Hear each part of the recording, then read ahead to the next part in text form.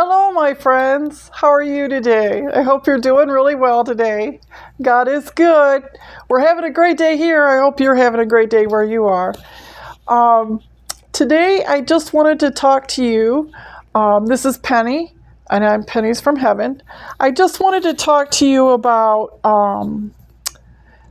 being strong in the Lord. Now, Ephesians 6:10 tells us,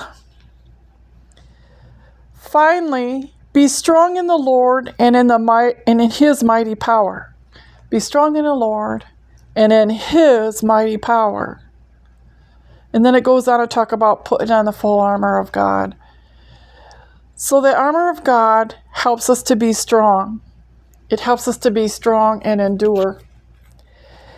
So what I wanted to share with you today, I know I do this a lot lately, but there's a story in here.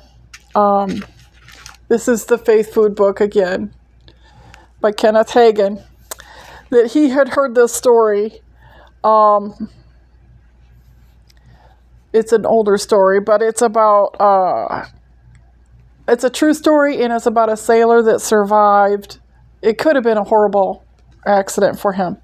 So one day in 1932, 200 sailors were holding on to ropes attached to the dirigible. Now the dirigible was like a big blimp, and they were hanging onto the ropes, all these sailors. There were 200 of these sailors hanging onto the ropes. The USS Akron.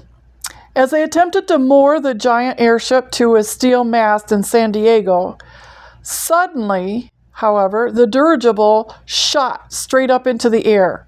Some of the men hung onto the ropes, the lines, and were swept up with the ship, soon falling to the ground.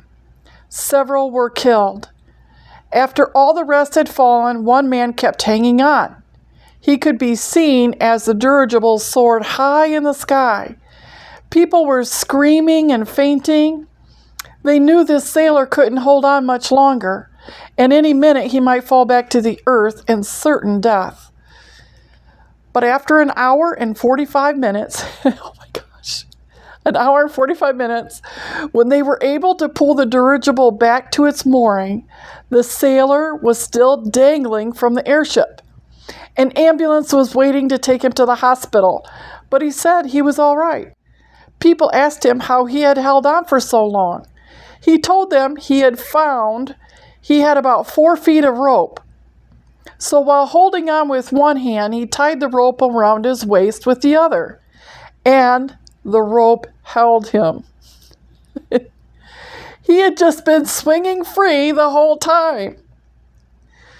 Many Christians are also trying to hold on and hold out, but instead they give out. Some even fall.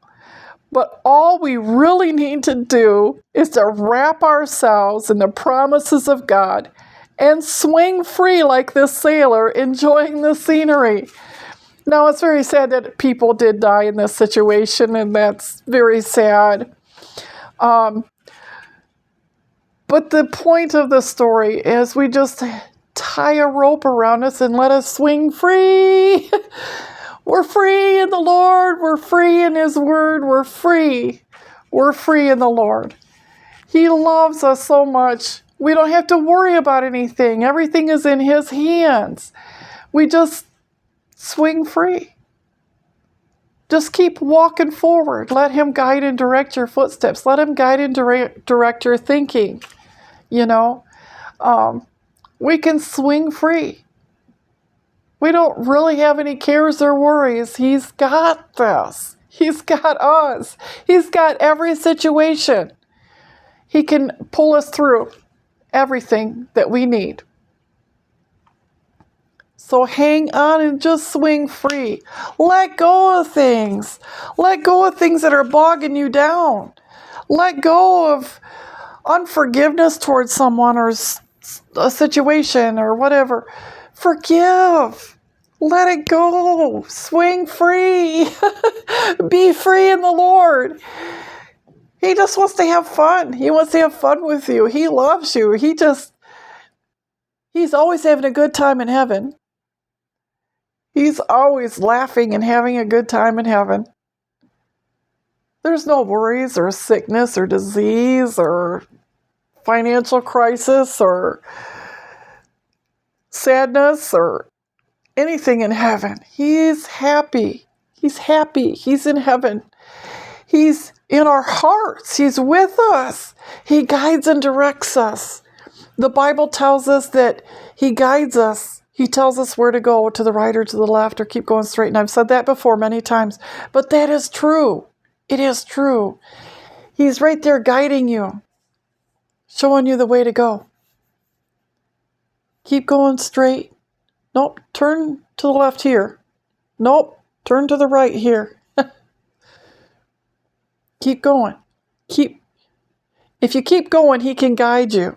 If you just stand still or are too afraid to go anywhere, you don't have faith. Because fear is the opposite of faith. Don't be in fear. Be in faith. Be in faith. Hang on to him. Hang on to him. Hang on to his word. Hang on with all your might. Hang on, hang on, hang on. Because that's what's going to get you through. And eventually you're going to come out the other side. And you're going to be real glad that you listened to him and did what he said. You know, there was a time, I don't know if I ever shared this story, but we were getting ready to travel 10, 11 hours downstate to visit family for Christmas. I believe it was for Christmas, yeah. And the Lord woke my husband up in the night. He said, go check that back tire on your vehicle. So we did. He got up in the middle of the night. He went out and checked that tire. And it was bulging out the side on the inside of the tire where you can't really see. So we had to wait till the shops opened in the morning and go and have it fixed before we took a long road trip, which saved our lives probably. That could have blown and we could have went flying off the road somewhere, or who knows. But God showed him that, and he obeyed the Lord. He got up and went and checked that, and by golly, there was a terrible issue with that tire. We had to fix it before we took a road trip. I was very grateful. You know, God speaks to us, you know. He'll wake us up sometimes. He'll speak to us. He'll speak to us through other people sometimes. But we have to be willing to sit and listen too. We got to listen for his voice. Listen to him speak to us.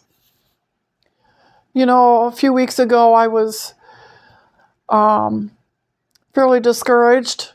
I'm like, I don't know if I want to keep doing these videos, you know, that kind of thing. I'm like, you know, but if I can help one person, that's really what I want to do, is help people. Because when I'm helping people and preaching these little messages, I'm helping myself. I'm growing and changing. God has done some wonderful things for me and in my life, my family. He's bringing my kids back.